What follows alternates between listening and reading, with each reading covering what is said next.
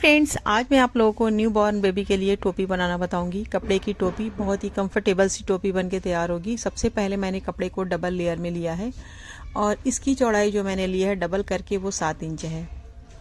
और फिर यहाँ से हम लेंथ नापेंगे तो ये है 10 इंच।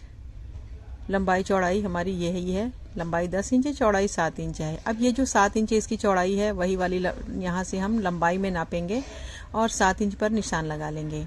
फिर यहाँ से जितना एक्स्ट्रा कपड़ा है उसे नीचे की साइड फोल्ड कर लेंगे, नीचे या ऊपर किसी भी साइड फोल्ड कर लेंगे।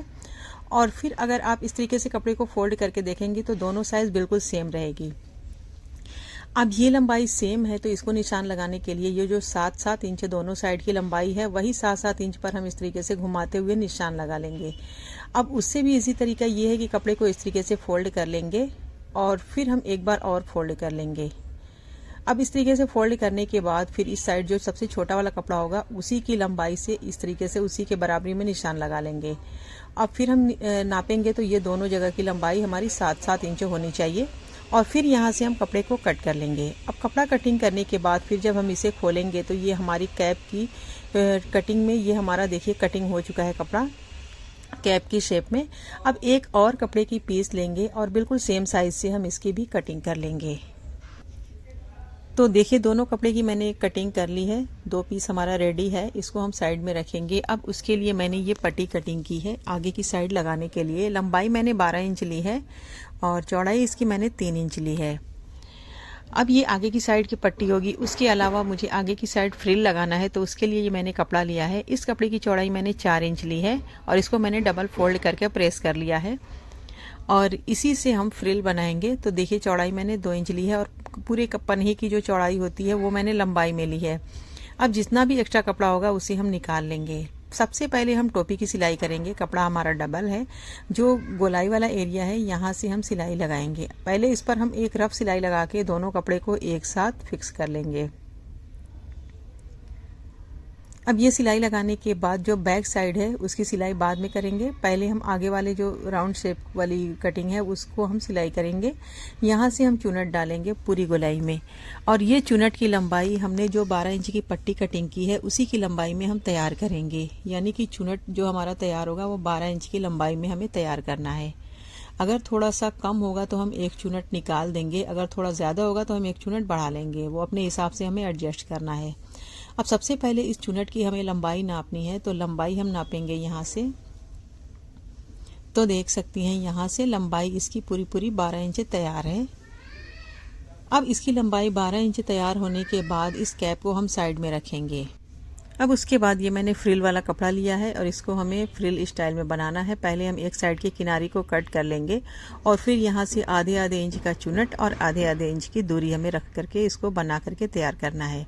और इस फ्रिल की लंबाई भी हमें 12 इंच ही तैयार करनी है। तो पूरे कपड़े में हम फ्रिल नहीं बनाएंगे, जितनी हमें ज़रूरत होगी उस हिसाब से हम फ्रिल की सिलाई करेंगे। आप इस फ्रिल की चौड़ाई 1 इंच भी रख सकती हैं, 1.5 इंच भी रख सकती हैं, 2 इंच भी रख सकती हैं। तो मैंने चौड़ाई थोड़ा सा एक्स्ट्रा ली है, बाद में थोड़ा सा कपड़े की फिनिशिंग के लिए हमें कट करके चौड़ाई को घटाना है। चाहे तो 2 इंच भी रख सकती हैं, कोई मसला नहीं है। अब यहाँ से मैंने लंबाई नापी है तो देखिए हमारे एक चुनट की सिलाई एक्स्ट्रा हो गई है तो एक चुनट हम निकाल लेंगे और फिर यहाँ से एक्स्ट्रा कपड़े को कट कर देंगे। अब उसके बाद देखिए यहाँ से हमारे फ्रिल का कपड़ा थोड़ा सा नीचा ऊंचा है तो इसे हम बराबर कर लेंगे। इसकी चौड़ाई भी थोड़ा सा कम हो जाएगी और बिल्कुल परफेक्ट साइज में, मतलब फिनिशिंग के साथ ये तैयार हो जाएगा। तो फ्रिल तो हमारी तैयार हो गई है। अब हमें टोपी के साथ इसकी सिलाई करनी है।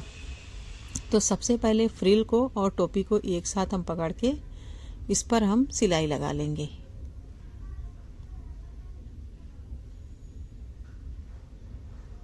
तो देखिए मैंने फ्रिल को इसके साथ अटैच कर दिया है। ये इस तरीके से पैटर्न बना है। अब हमें लेना है पट्टी, जो मैंने 12 इंच की लंबाई 3 इंच की चौड़ाई में कटिंग किया है। इसको हम नीचे की साइड से रखेंगे और इसको भी हम फ्रिल के नीचे रख करके इसको एक सिलाई से जॉइंट कर लेंगे। इसकी सिलाई करने के बाद फिर हमें पट्टी को सीधी साइड इस तरीके से फोल्ड करना है, जितनी भी चौड़ाई में आप चाहें। मैंने तो 1 इंच की चौड़ाई में फोल्ड किया है और फोल्ड करके हमें पट्टी के ऊपर सिलाई लगा लेनी है पूरी लंबाई में। तो इस तरीके से देखिए टोपी का हमारे आगे का पार्ट जो है वो पूरी तरीके से बन के रेडी है।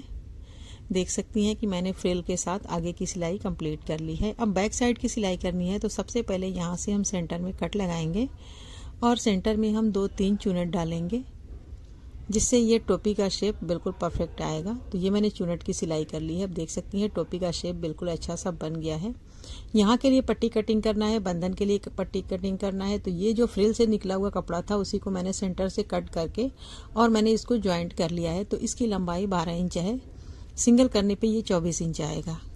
अब इसका जो मैंने ज्वाइंट लगाया है वो हमारा सेंटर मार्क है, और ये टोपी का जो सेंटर है इसको भी हम इस तरीके से पकड़ेंगे, दोनों के सेंटर को एक साथ मिलाएंगे और फिर यहाँ से हम इसको ज्वाइंट कर लेंगे।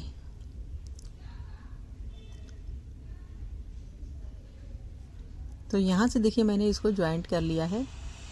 अब इसकी कंप्लीट सिलाई लगानी है। तो यहाँ से बंधन वाले पार्ट से लेकर के पूरा एंड तक हमें इसी तरीके से फोल्ड करके कपड़े को सिलाई लगा लेना है।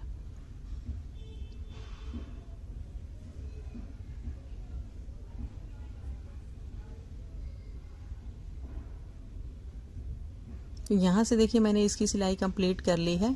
टोपी तो हमारी कंप्लीट है, लेकिन हमें दोनों बंधन में दोनों साइड हमें बो बना लेना है। तो सबसे पहले हम कपड़े को लेंगे और इसके बंधन के साथ हम सिलाई लगा लेंगे और फिर हम इसे कट करके फिनिशिंग देंगे। दोनों बंधन में हमने सेम तरीके से बो को लगा लिया है।